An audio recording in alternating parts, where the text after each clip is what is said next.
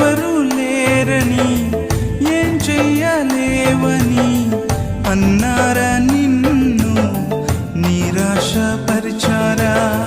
పురుగంటి వాడనని ఎప్పటికీ ఇంతేనని నా బ్రతుకు మార